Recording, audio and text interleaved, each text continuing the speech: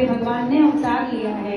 और कहते हैं इसके अतिरिक्त सम्राट परीक्षित ने मथुरा मंडल के ब्राह्मणों और प्राचीन वानरों को, जो वानर भगवान के बड़े प्रेमी थे, अच्छा इसीलिए भगवान ने कुछ वानरों को भी छोड़ दिया था, कुछ लोगों को भी छोड़ दिया था कि सब वैकुंठ चले जाएंगे तो फिर कलयुग वाले बेचारे क्या करेंगे, कहाँ दर्शन करने आएंगे। तो निर्माण तो होना है मथुरा द्वारिका का, तो इसीलिए उन्होंने इनको छोड़ दिया और ऐसे प्रेमी वानरों को बुलवाया। आदर योग्य कहते हैं मथुरा नगरी में इन वानरों को बसा दिया। जो वानर भगवान से प्रेम करते हैं, राजा परीक्षित की सहायता से, महर्षि सांडिल्य की कृपा से कहते हैं उन स्थानों की खोज की गई जहाँ श्री कृष्ण ने अपने प्रेमी गोपियों के साथ नाना प्रकार की लीलाएं की थी। और खोज करके जहाँ जहाँ भगवान ने जो लीला की वो नाम दिया, उस जगह को वो नाम दिया गया।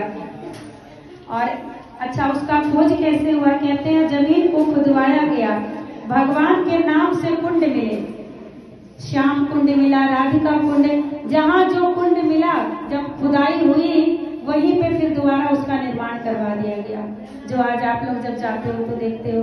और कहते हैं कुंज और बगीचे शिव आदि देवताओं की, अब जहाँ पे वो भूमि पे भगवान शिव की शिवलिंग मिला या स्वरूप मिला, वहाँ पे उनके मंदिर बनवा दिए गए।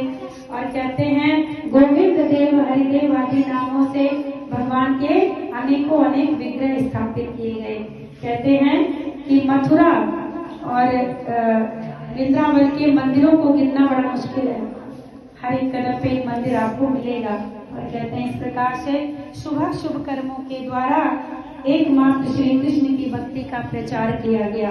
और कहते हैं क्योंकि कलयुग में सबसे लेटेस्ट आने वाले भगवान कौन थे, भगवान कृष्ण ही तो थे, इसीलिए कृष्ण भक्ति का प्रचार है। और कहते हैं मथुरा नाम तथा लीलाएं कीर्तन में संलग्न परम आनंद।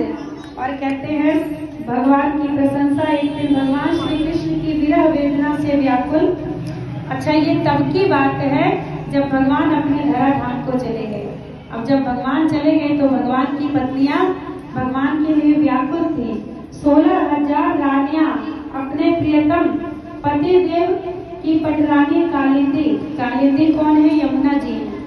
तो यमुना जी को आनंदित देख करके सरल भाव से उनसे पूछती हैं, बाकी सब पत्नियां दुखी हैं पर यमुना जी आनंदित है, कालिंदी आनंदित है। तो उनसे कहती हैं कि हे बहन कालिंदी, जैसे हम सब कृष्ण की धर्म पत्नी हैं वैसे ही तुम भी उनकी धर्म पत्नी हो, तो जब तुम भी हो तो तुम्हें उनकी विरह अग्नि क्यों नहीं जलाती है, उनसे दूर होने का दुख तुम्हें क्यों की है, उनका वियोग दुख से हमारा ये जो हृदय है ये व्यथित हो रहा है, किंतु तुम बड़ी प्रसन्न हो, इस प्रसन्नता का कारण बताओ।